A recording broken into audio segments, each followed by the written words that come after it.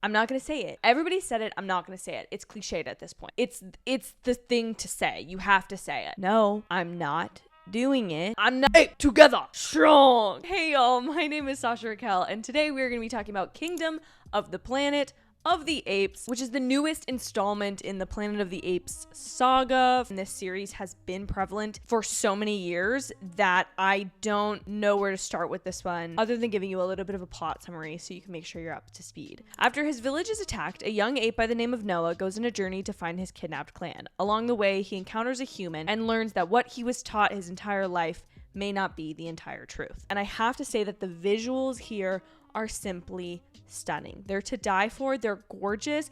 I personally feel like this film, although it takes place in more of a forest environment, does have the beauty of a world like Avatar. I'm not going to say that they're the same. Characters, the way they move, and their expressions are just so good, and it's really amazing to see what they've created here. So for that reason alone, I would recommend to go see the film. But the story here is really what I'm kind of interested in talking about for most of the review. The character study of Noah in this film is really interesting, but what is even more interesting, not having the full knowledge of these other films, is the lore of this world. They've done a really interesting job with presenting upfront the fact that Caesar, who is the predominant character of the last 3 Planet of the Apes films, is not a part of this. In fact, it begins with a light spoiler of his funeral. It has a long opening catching you up to speed, and so this movie, for sure, if you've never seen the other ones, like me, not an issue. Or if you haven't seen them in a long time, I personally think it's better. I've heard from other critics that they've recently rewatched those films to get up to speed for this one,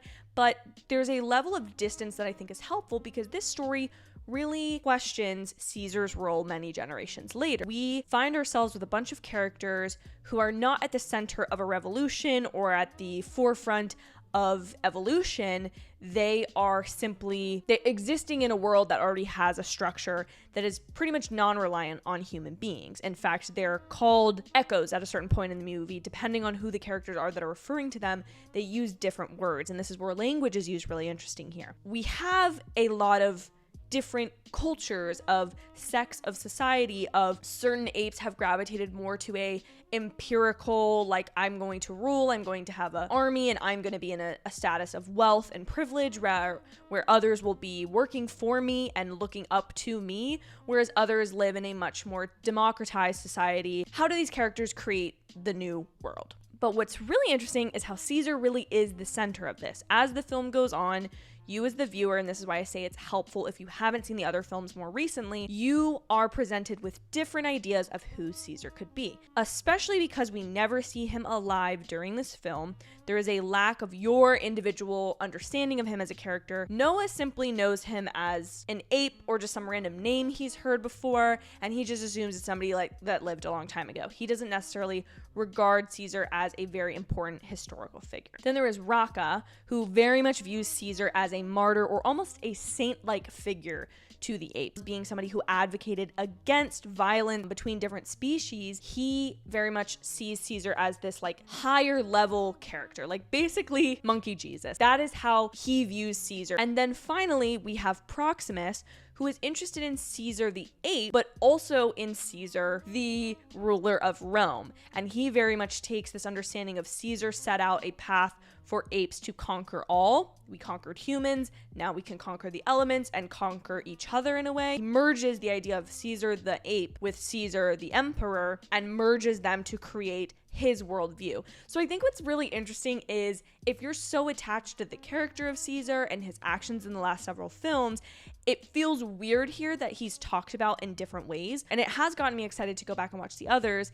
However, I'm more interested, honestly, in not seeing how apes conquer humans or viruses that spread and limit human ability and increase ape ability, but I'm interested to see where this story of a post-revolutionary landscape looks like, because I think there's a lot more to be seen there. And I reminds me, I can't help but feel of something like Animal Farm, which is such a classic piece of literature. But the general premise of Animal Farm is that there are these somewhat oppressive farmers who own the animals, and the animals have no right, no ability to think, no ability to function for themselves. And as time goes on, the animals gain power and overthrow the farmers, and we think we've reached a new state of peace, i.e. Caesar overthrowing oppressive humans, now that apes are of an equal level of intelligence, and creating a level of equals. There will be certain animals, as there are in Animal Farm, and people like Proximus in this film, who try to rise above that, who are not satisfied with an equal status. They rise not only above the humans, but they rise above other apes too. That type of power dynamic, and the fact that there will always be a struggle for power in societies like this, and there will always be somebody who tries to rush that vacuum even when there is a stable and good world. It's just so interesting to me, and I really enjoyed that about this film. I also deeply, deeply appreciated the theme of this film. It questions whether or not there can be a singular truth. Like, is there actually a singular Caesar? Is there actually one version of Caesar that's accurate and none of the others are true? Are there multiple different little truths that we have to just accept that even if they're contradictory, they can all be true at the same time? Or is it quite literally just your interpretation of events? Is it Proximus's interpretation of Caesar versus Rocca's interpretation of Caesar? So interesting to me, the way that you can dissect that, and especially when you have somebody who is a revolutionary spirit, dies in some ways a martyr of their cause, and is then elevated to a saintly status posthumously. I think what's interesting here is how you take ideologies from different people, whether you disagree with them or not, and you see that through the function of Noah's character in the film. There are things that he does that Rocca wouldn't do or wouldn't agree with, and there are definitely a majority of actions that he wouldn't go as far as Proximus to take, but finding your identity in a world that tells you there's a certain way for you to behave or act.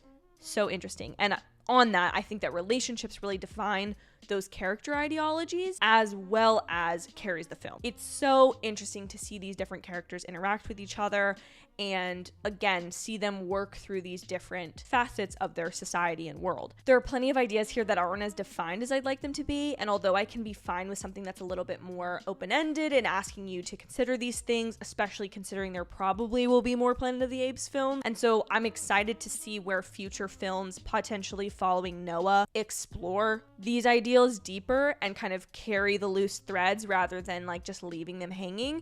But I do think that not everything is as clearly motivated because you're not dealing with something as simply as oppressor and oppressed. And maybe it's more fun speculatively than it is to view, but in my opinion, I was very pleasantly surprised by this film. I did not go into expecting very much, and I'm intrigued now not only to revisit the older films, but see where they take this series moving forward. But I want to know your thoughts, so please leave them in the comments down below. And if you enjoyed this review, subscribe because I will be doing plenty more movie reviews as the summer rolls along, as well as television series and breakdowns, so you're not going to want to miss any of those. Thank you all so much for watching. I so appreciate it, and I'll see y'all in the next one. Bye, guys.